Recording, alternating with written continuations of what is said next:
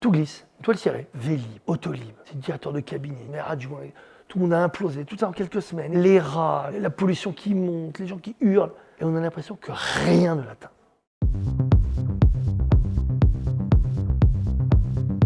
Elle a fait un peu le service minimum, Anne Hidalgo. Elle a raison. Le PS est repeint en vert, tant mieux pour elle. Automobiliste, vous êtes foutus. Le bilan, c'est plutôt un allié qu'un boulet. On a l'impression aussi qu'elle a une forme d'obsession anti-voiture.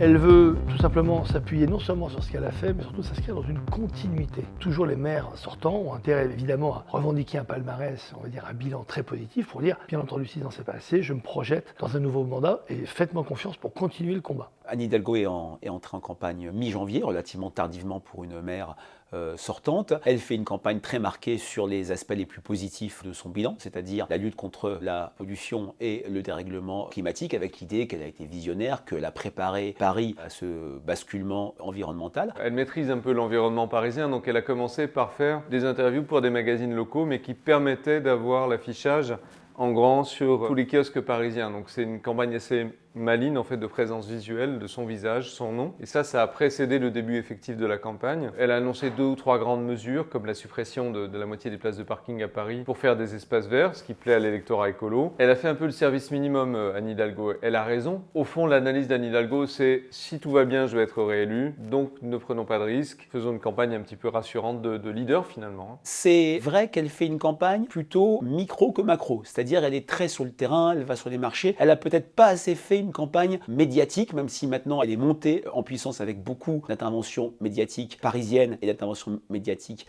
nationales. Alors le PS est repeint en vert, tant mieux pour elle. La marque PS est particulièrement abîmée à Paris, d'où la création par elle de cette marque Paris en commun pour sortir des étiquettes partisanes et apparaître comme une maire sortante ayant un bilan, pas seulement un bilan, mais aussi également une projection sur ce que sera Paris dans 10, 20, 30 ans. Honnêtement, on ne peut pas lui reprocher de courir derrière les Verts. Elle a toujours été cohérente. Elle a dans sa majorité une alliance entre les Verts et les socialistes. Donc là-dessus, elle ne fait que poursuivre son but depuis le début. Elle a une cote de popularité, une image extrêmement clivée, mais c'est, je dirais, la spécificité de Paris, où il y a une césure gauche-droite historique et une césure géographique est et ouest. Elle est parfois détestée, elle est répulsive pour des électeurs de droite, pour des personnes, on va dans nos enquêtes, qui conduisent tous les jours dans Paris. En revanche, à gauche, elle a un vrai socle d'adhésion, d'attachement, elle porte des valeurs de gauche. En revanche, il y a bien sûr des points faibles sur des éléments de son bilan, propreté, sécurité, mais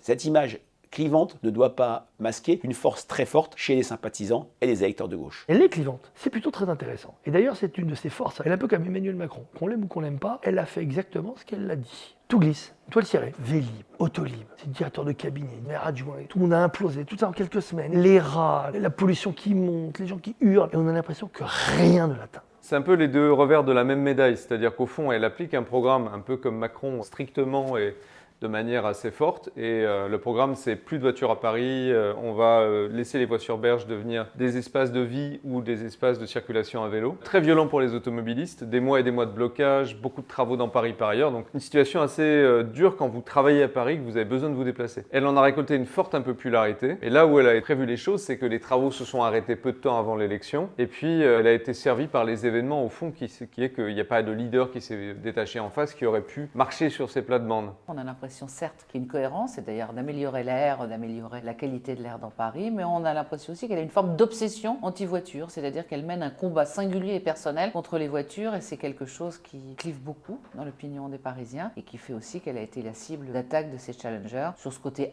assez irréaliste, quand on lui a posé la question des modes de transport alternatifs, notamment pour les déménagements ou les personnes âgées, les groupes, et puis aussi une défaillance en termes de transport en commun. C'est pour ça que tout le monde s'est un peu ligué contre elle, pour essayer d'exprimer ce côté très obsédé et très irrationnel concernant la voiture. Les travaux dans Paris, c'est une énorme campagne de pub. La campagne de pub la plus chère de l'histoire et la plus longue de l'histoire, avec un message, automobiliste. Vous êtes foutus.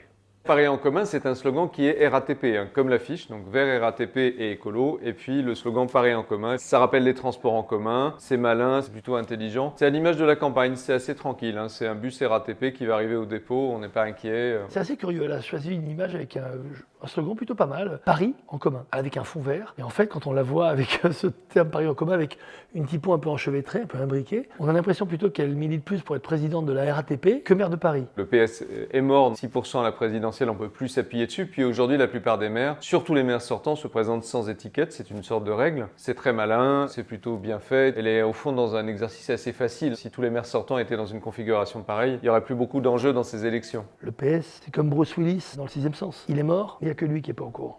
C'est assez logique qu'elle concentre toutes les attaques des autres. Ils ne peuvent exister qu'en contestant son bilan. Et de toute façon, elle ne peut le défendre. Elle doit le défendre si elle veut être réélue. Il y a quelque chose qui a été Agnès Buzyn qui est assez clair, assez simple, même si c'est aussi un instrument de com', c'est de dire en gros, vous voulez 6 ans de plus pour faire ce que vous n'avez pas fait dans les 6 premières années. Et ça, c'est de bonne guerre. Et de toute façon, que ce soit une présidentielle, que ce soit une autre élection, le sortant concentre toujours les attaques des gens qui veulent prendre sa place. Ça, c'est très banal. Sur une élection municipale, en général, le bilan, il est plutôt une très bonne chose. Et c'est plutôt un allié qu'un boulet. Pourquoi ? Parce que, en général, quand vous êtes maire, vous intervenez sur des choses qui sont très concrètes, très visibles de l'ensemble des administrés, qui valent tous les éléments de communication et toutes les promesses possibles.